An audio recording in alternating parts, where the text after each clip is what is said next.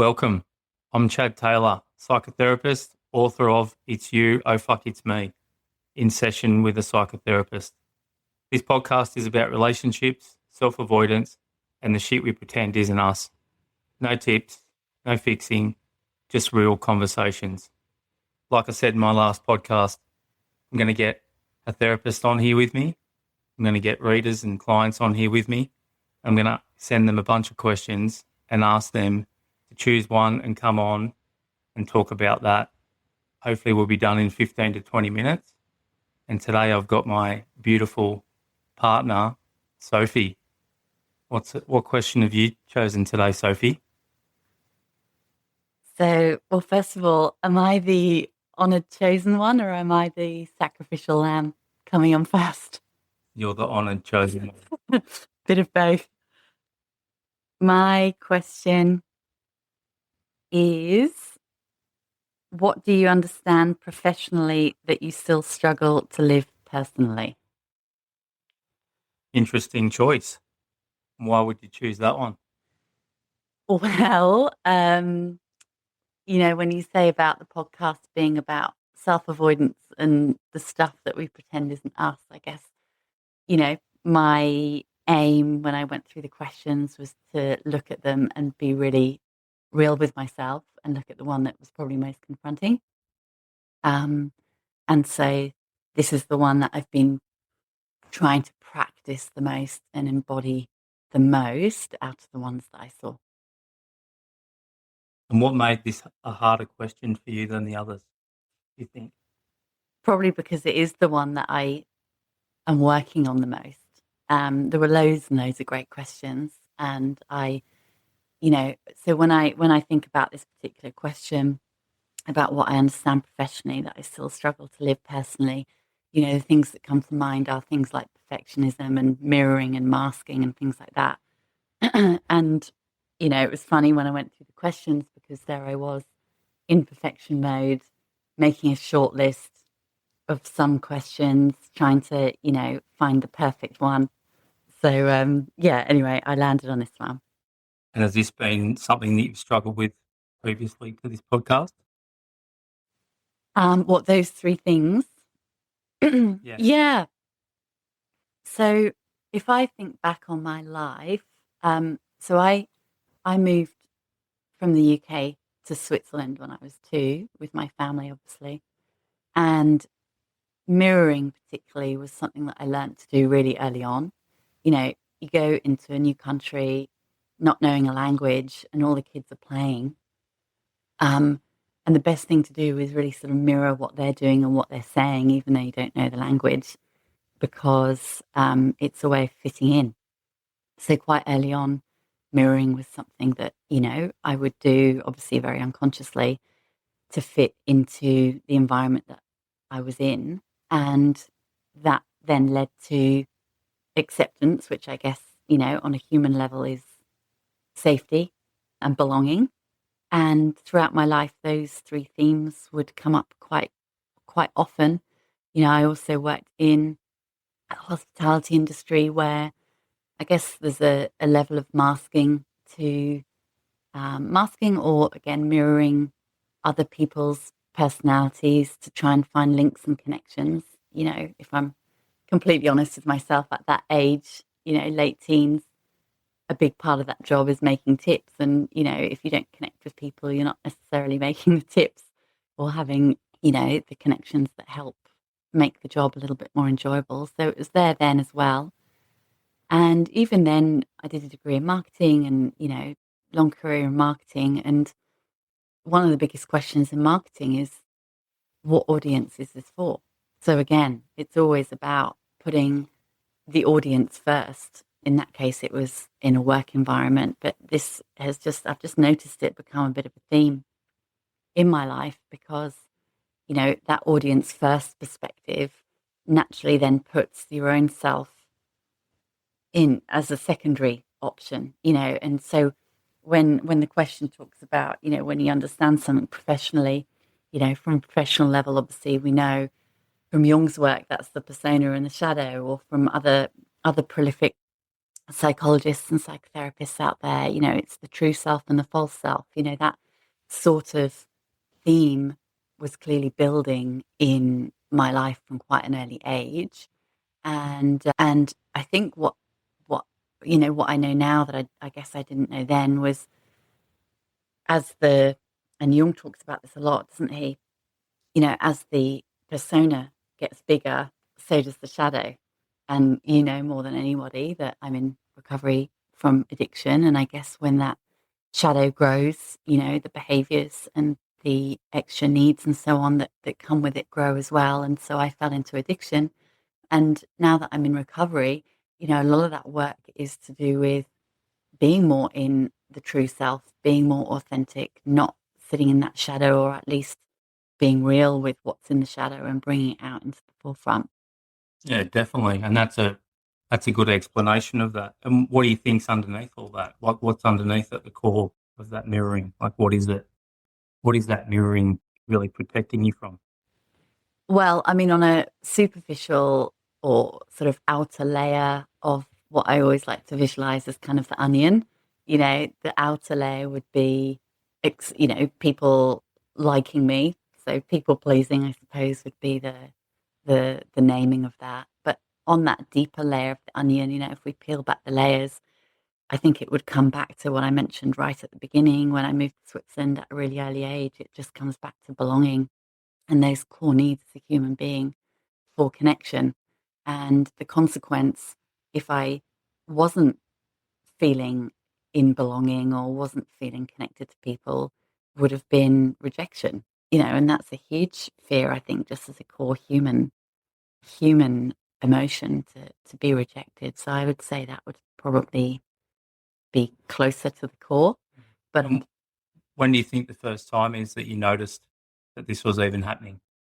What part of your life did you start realizing that there was even such thing as mirroring or mm, I think probably, when I did start actually looking into this more and training in this field, in this therapy field and learning that there were actually different concepts and different words for things and what those words actually meant and being able to put the word to something that I might be experiencing in my training and then also obviously in my clients was then reflected, ironically, bit of mirroring, reflected in my own personal growth journey. So, looking back on my own journey, I guess with clients, I'm often helping them connect the dots to bring more consciousness into, their patterns. And I was doing the same, and I still do the same. I have a therapist that I work with every week. And my job was also with her to connect the dots in my life, and work out where I'd got to. The so would you say that in previous relationships that there was almost two people mirroring in previous relationships you've had, whether it's been friendships or work relationships or intimate partner relationships or even parental family relationships? Do you think it's right to say that we're all running around almost trying to mirror other people so that we feel accepted? I think for me, the ones that would probably come out stronger in a relationship sense would have been the masking and the perfectionist side of me.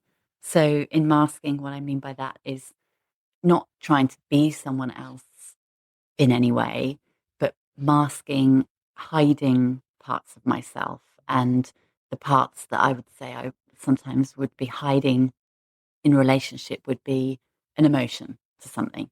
So I might have a really strong feeling about something, and this comes up in present too, in various relationships in my life. I will hide an emotion that I'm experiencing. And what do you think that protects you from? When we hide an emotion, what does that protect us from?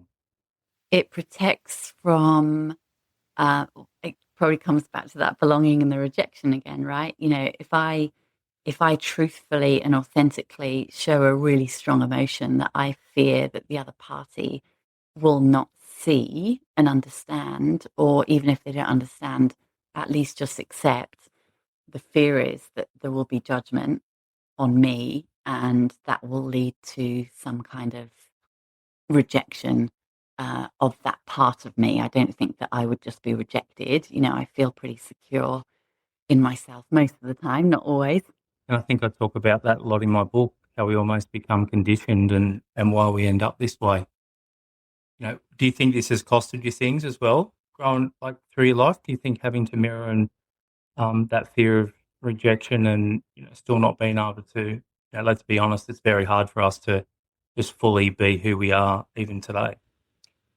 Definitely. I mean, much more so in my younger years when I was actively in addiction because it compounded that part of me that was then feeling shame for not being authentic. And my answer to that was then to self-medicate that need that wasn't being met.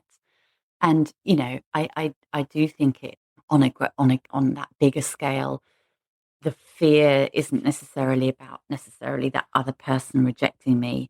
It's the reality now that I realize that it's me rejecting a part of myself.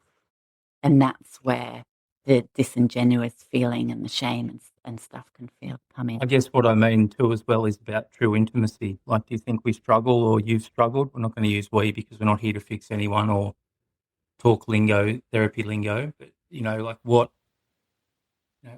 would we lose by like what would you lose by finally stopping?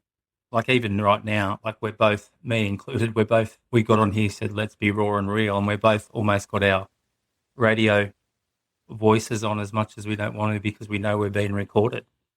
I'm going to throw that in there, and I like to see your face. But own it. Own it, right? This is what it's about. Like what would it cost us to almost just press record in the background? And we've talked about this for our other podcasts that we're going to do together. What would it cost us? Or what would we lose if we just press record in our daily life and didn't even know the microphone was going? Mm. Well, from my perspective, I think certainly it would be higher risk. The consequence could be higher in the mind of that rejection style topic that we've been talking about. But I think the bigger consequence, if we don't do things like that or we don't throw ourselves out there, is that part of ourselves stays hidden. So I think it's good to challenge ourselves. It's good to do these confronting things. It's good to unveil the masks. Yeah, I think it is for all of us. Like I'm really riffing on how this podcast is going to go along because I sort of want it hopefully to be this real raw conversation. But if I'm truthful, I can feel myself right now. We both openly admitted it was a struggle, right, to get prepared and press record. There was always a reason why we could put it off. We've got to do this, we've got to do that. But I guess, we're probably not going to lose much from finally stopping this behaviour, this mirroring. Today seems to be talking about your, struggle with mirroring. And I think all of our struggle with mirroring, so we're probably going to leave it without closing it because I did say in the podcast that we're not going to end up giving you guys theoretical explanations on how to fix this stuff. It's just a raw, real, I want people to get off here and feel like, fuck, that's me, that's me and that's okay to be me, and what am I going to lose by not mirroring? What am I going to lose by not putting on that certain voice when I get to work and then have a different voice with my kids and have a different voice with my partner and my mates at the pub or, the girls at yoga. So just finishing up before we leave it there, is there anything you want to say, Sophie? Yeah, I mean, and it's funny because it's the perfectionist in me, wanting to just tie a little nice little bow in this. There'll be no bow here. But one learning that I think is maybe most important for me to hear than anyone else at this point. But for me, certainly, I know that just by just knowing that I mask or strive for perfection or will sometimes mirror, it's okay. You know, it helps me work on it then. It's not about completely removing it, I don't believe, because we're imperfect human beings. But the more that we can become conscious of our behaviors, the more we can notice them and decide, okay, is this appropriate at this very moment, or can I do something to be more in my authentic self? And what's, I suppose, one last thing you want to leave people with about mirroring? What if you could say one sentence to people? maybe even for the next guest. This might be something, this is just coming to me right now. What if you were to leave one sentence, one question, one, not an insight, just something real and raw for the next guest, for me to send the next guest or actually hit them with it at the start of the podcast? What's something you'd like to leave as one last sentence today? I'll frame it as a question to whoever listens to this. Have you or where have you mirrored today, and what is the consequence of that? Thanks, Sophie. That's as far as we're going to go today, and I'm going to leave it there and see you next time. Thanks for having me. Bye. Bye.